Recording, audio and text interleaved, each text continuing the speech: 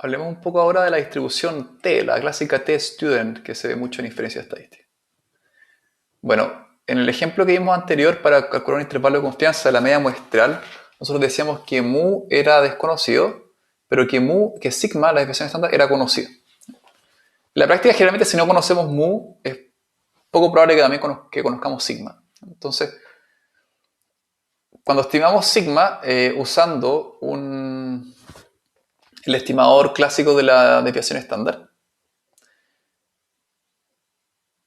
y las muestras son chiquititas, lo que descubrió un señor apodado como Student, les vamos a contar la historia después, era que la distribución que aparecía, la sampling distribution que aparecía de esas medias, tenía colas más gordas que una normal. O sea, le daba más probabilidad a las cosas extremas. Tiene sentido porque como las muestras eran chiquititas, los valores extremos se hacían más probables. Entonces, cuando los datos asumen que son normales, asumimos que los datos, la función generadora de datos es normal, es simétrica y tiene unas colas parecidas a la normal. Y estimamos sigma usando S, que vimos S era la clásica 1 partido en n-1 por la suma al cuadrado de los x menos la media. En los intervalos de confianza para la media muestral, o en verdad cualquier estimador que tenga sampling distribution asintóticamente normal, se construyen mejor usando una distribución que se llama la T-student. Especialmente esto tiene sentido cuando la muestra es pequeña. Si la muestra es grande, la T-student y la normal son iguales. Entonces, una variable aleatoria tiene distribución T con K grados de libertad. Ese es el parámetro de la distribución K, ¿ya? Que tiene que ver con la cantidad de datos que yo tengo en la muestra. Se llaman grados de libertad por un concepto estadístico medio complejo, pero por ahora entendamos que es tiene que ver con la cantidad de datos que tengo en la muestra. Tiene esta siguiente función de densidad, ¿ya? Esta función rara acá es la gamma, que es una generalización de la factorial, pero también que acepta números negativos. Y esta forma tiene, ya una forma bien fea matemáticamente. Cuando K vale 1, tenemos una distribución que se llama la distribución de Cauchy, que es una distribución que tiene colas muy gordas. Tiene colas tan gordas que ni siquiera se le puede calcular la esperanza. Y cuando K vale infinito, converge a infinito, esta distribución converge a una distribución, una densidad gaussiana, la clásica gaussiana estandarizada. ¿Qué hay que saber sobre la T-distribution? Que tiene colas más gordas que la normal.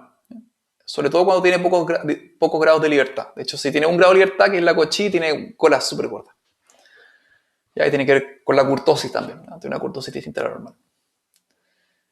Entonces, si tiene una distribución T-student, significa que yo le doy más probabilidad a los valores extremos.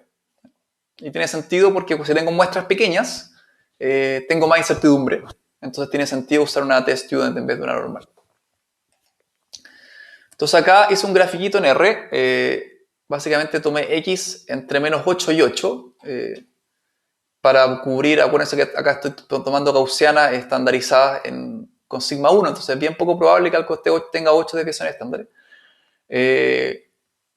Y grafico, entonces, genero una de norm, la densidad de la normal evaluada en este vector X, la densidad de una T-student con 1 grado de libertad, con 10 grados de libertad, con 350 grados de libertad.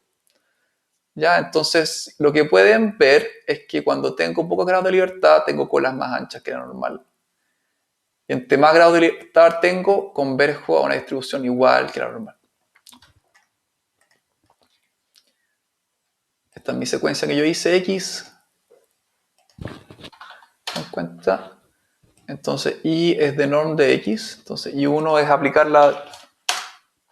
la función de densidad clásica de la normal a todos estos vectores. Y acá se lo hice también a T-students. La densidad T. Entonces, la letra, acuérdense que en R siempre D es para la densidad. Y después viene el nombre de la distribución según R. T, entonces, el nombre que usa R para la T-student.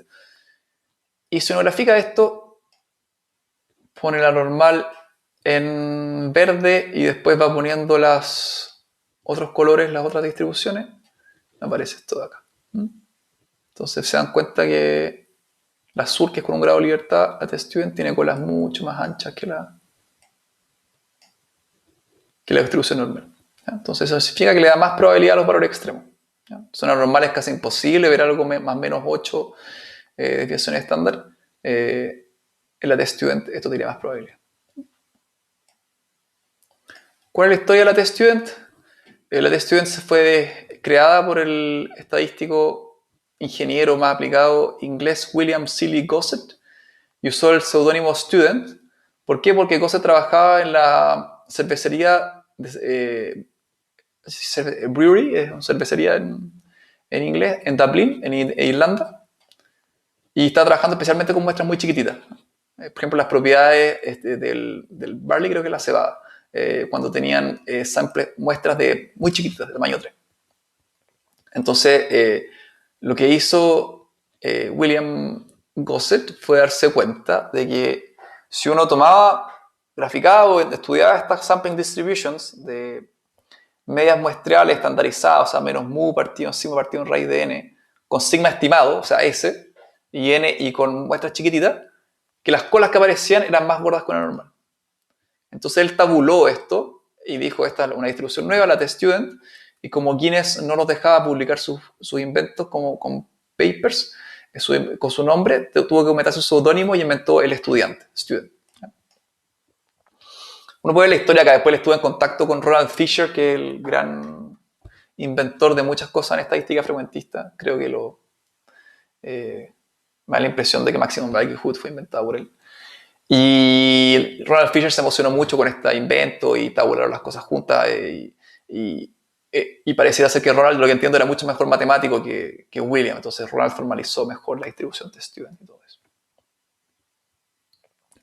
Pero esa es la historia de student y se usa mucho en estadística clásica. Hay un clásico test que vamos a ver después de esta hipótesis llamado el t-test, que son test para la media, basado en la test student. ¿Ya cómo se construye un intervalo de confianza con una test student? Bueno, asumimos entonces, tenemos que estimar ese cuadrado, que es la varianza de la media muestral, con la fórmula que hemos visto, que es el estimador insesgado. Entonces la test student se construye con n-1 grado, que tiene n-1 grado de libertad, haciendo una normal estandarizada. Igual que la normal estandarizada, pero en vez de sigma ponemos s. Y el parámetro de la distribución es el grado de libertad, que sería n-1, n-1, que es el tamaño de la muestra, menos 1. Y se repite igual la misma lógica para construir un intervalo de confianza que con la normal, pero tiene esta distribución. Entonces, cuando n es más chiquitito, tengo colas más gordas. Y eso tiende a que mis intervalos sean más anchos que si tuviera una normal, porque tengo más incertidumbre. Entonces, igual como inventamos el Z sub alfa, el T sub A sería T de n-1 por partido en A, que es equivalente a la función cuantía elevado en 1 menos A. O sea, me da la cola derecha, el percentil que me da la cola derecha evaluado en A. Tal que la probabilidad sea mayor que ese valor A. Y me da la misma lógica con la simetría, se repite lo de la simetría, igual, y entonces básicamente tengo que reemplazar los Z alfa medios por un T de n-1, que son los grados de libertad, que esos son parte de la distribución, y el alfa medio. ¿Ya? Y lo mismo parece el S partido en raíz de n, que es el error de estándar, pero ahora S fue estimado. Entonces, como las colas de la distribución T son más anchas, el intervalo de confianza tiende a ser más ancho que con una normal. ¿Ya? Entonces acá lo hice para petal length del iris, calcular un intervalo de confianza de la media con 95% de confianza. Entonces bajamos el iris, se te da un intervalo de confianza, digo que n es el largo, la cantidad de ejemplos que tiene, x bar es el promedio, que es 3,7858. Le calculo S como la desviación estándar, este es el estimador insesgado de la desviación estándar. Le calculo el error estándar como la desviación estándar dividido la raíz de n. Entonces después el error, que es lo que le voy a sumar, que es mi margen de error, tengo la función cuantía evaluado en 1 menos alfa medios, que es básicamente el percentil de la cola derecha, tal que a la derecha haya alfa medios, y por eso es 1 menos alfa medios, y con le doy el grado de libertad, y eso me da entonces el x bar, el error hacia la izquierda, hacia la derecha, y ese es mi intervalo de confianza. Acá tengo el código en R para que lo ejecuten ustedes. Entonces uno puede hacer que, por ejemplo, calculemos Qt es muy parecido al 1,96 de la normal, un poco más ancho. Pero si n es chiquitito, pongámosle n vale 5, es más ancho. ¿Ya? Y si l vale 1000, es muy parecido al de la normal. Un número más grande ya converge al de la normal. ¿Ya? Entonces, ¿qué es importante la test student? Cuando tengo poquitos datos, tengo colas más anchas, entonces tengo más incertidumbre y mis intervalos de confianza son más anchos. Entonces tengo más incertidumbre de que hay un intervalo que contenga en el long run mi estimador, dado que mi distribución que asumo de la sampling distribution tiene colas más anchas. ¿Ya? Directamente, si lo quieren obtener no quieren programar esto, pueden correr un t-test que tiene que ver con el test de hipótesis, que lo vamos a ver más adelante, en la próxima clase. Pero acá yo le doy el nivel de confianza a mi t-test y una de las cosas que me devuelve el t-test es el intervalo de confianza. Y son exactamente los números que calculamos acá. Eso con la t-student, una distribución bien famosa. De hecho, cuando veamos este hipótesis la vamos a seguir viendo. Ya, un clásico en la estadística frecuentista es la t-student. Estamos viendo puros clásicos acá de la estadística en esta clase. ¿Y qué más? Bueno, para cerrar ya el tema de intervalos de confianza, también le puedo calcular, como calculé un intervalo de confianza para la media muestral, también se la podría calcular a la proporción muestral. ¿Ya? Básicamente, si quiero un intervalo de confianza para los votantes, por ejemplo, o para ver si una moneda es cargada o descargada, sabíamos que la distribución muestral de la proporción, que es la cantidad de éxitos partido en el total, también tiene una distribución muestral, sampling distribution, que es gaussiana. Entonces el intervalo de confianza es lo mismo, ¿no? El z alfa medio por el margen de error, y el margen de error es el error estándar. Y el error estándar es sigma partido en raíz de n, y acá el sigma es el sigma que vimos que es la desviación estándar de una distribución Bernoulli. Entonces la lógica es la misma. De hecho, esta fórmula de intervalo de confianza se puede generalizar para cualquier estimador de máxima verosimilitud, porque sabemos que el estimador de máxima verosimilitud es asintóticamente normal. Entonces uno podría tener acá el estimador de máxima verosimilitud y acá el error estándar. ¿Ya? Y hay una forma de calcular genéricamente un error estándar de cualquier estimador de máxima verosimilitud. No en este curso, pero para que sepan que estas cosas se pueden generalizar a cualquier estimador de máxima verosimilitud. Eso, entonces yo le puedo calcular intervalos de confianza también a las proporciones. ¿Ya? De una fórmula distinta, pero la lógica es la misma.